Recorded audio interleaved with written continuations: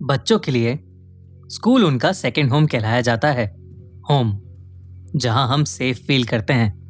पर तब क्या होगा अगर हम वहां भी सेफ ना हो?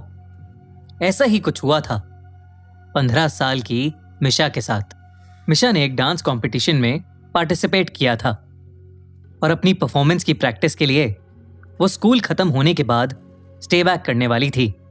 उसके साथ साथ उसके दो और दोस्त पॉल और रमन स्टे बैक कर रहे थे। डांस प्रैक्टिस करते वक्त मिशा के दोस्त पॉल का बैलेंस बिगड़ गया और वो नीचे गिर गया। उसका पैर ट्विस्ट हो गया था और वो बुरी तरह दर्द से चिल्ला रहा था। स्कूल के सब टीचर्स जा चुके थे और हेल्प के लिए उन बच्चों के पास कोई भी नहीं था।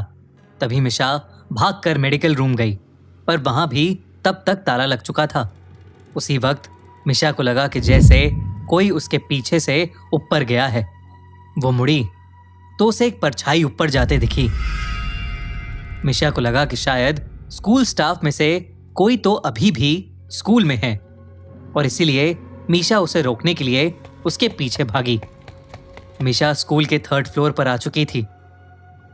उस फ्लोर पर स्कूल स्टाफ के अलावा किसी का भी जाना मना था। मिशा पहले तो वहीं सीढ़ियों के पास खड़ी आवाज लगाने लगी, पर उसे कोई जवाब नहीं मिला, इसलिए वो थोड़ी आगे गई। उसने देखा कि उस फ्लोर पर सिर्फ एक ही रूम था और उस पर भी ताला लगा हुआ था। मिशा को कुछ समझ नहीं आया, तो वो उस परछाई को अपने मन का वहम समझकर वापस जाने लगी। लेकिन तभी उसे एक अजीब सी आवाज आई। जब मिशा ने पलटकर उस कमरे की तरफ देखा तो उस दरवाजे पर जो ताला लगा था वो टूटकर नीचे गिरा हुआ था। मिशा एकदम से चौंक उठी।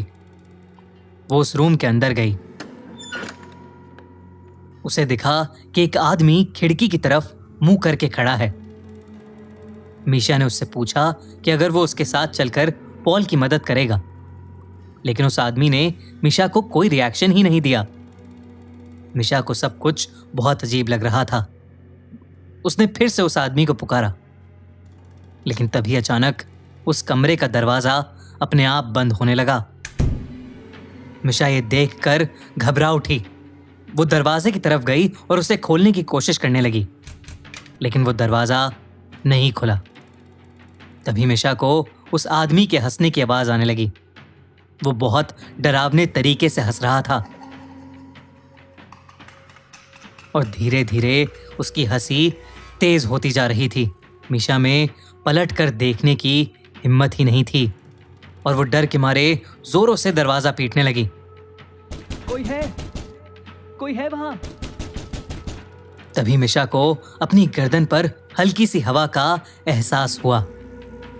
उसने पलट कर देखा तो उसका दिल दहल उठा। वो आदमी जो कुछ देर पहले खिड़की को देख रहा था, वो अब उसके ठीक सामने खड़ा था। उसके चेहरे पर एक हल्की सी हंसी थी जो मिशा को बहुत डरावनी लग रही थी। वो मिशा को ऐसे घूर रहा था कि जैसे वो उसे आज जिंदा नहीं छोड़ेगा। उसने मिशा को पकड़ लिया और उसे अपने पास खींचने लगा। मिशा का रोना छूट गया और वो डर के मारे बहुत जोरों से चिल्लाई। उस आदमी ने मिशा के मुंह पर हाथ रखा और मिशा के साथ बदसलूकी करने लगा। उधर मिशा को ढूंढते हुए रमन स्कूल के गार्ड को लेकर 3rd फ्लोर पहुंचा, जहां उन्हें मिशा की चीख सुनाई दी। वो जल्दी से उस कमरे में गए और उन्होंने देखा कि मिशा जमीन पर बैठी रो रही है और उसके आसपास कोई भी नहीं है। उसकी शर्ट ऊपर से थोड़ी फटी हुई थी और उसके चेहरे पर चोट के निशान थे। उसने सबको अपने साथ हुआ पूरा किस्सा बताया।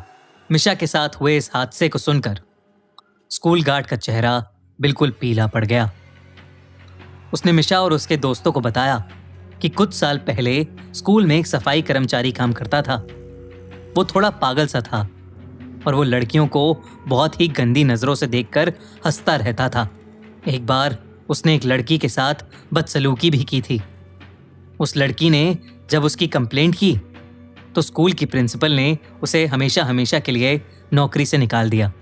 उसके एक हफ्ते के अंदर उस पागल आदमी ने 3rd फ्लोर वाले स्टोरेज रूम में जाकर खुद को मार डाला।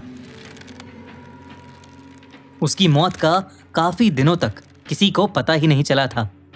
उस आदमी की बॉडी बहुत ही डरावनी हालत में पाई गई थी और तब से उसकी आत्मा उसी कमरे में भटक रही है। इसीलिए स्कूल के 3rd फ्लोर पर किसी का भी जाना बंद है। इस इंसिडेंट के बाद मिशा इतनी डिस्टर्ब हो गई कि वो कुछ दिन तक स्कूल ही नहीं गई, बल्कि कुछ ही महीनों में उसने एक नए स्कूल में एडमिशन भी ले लिया।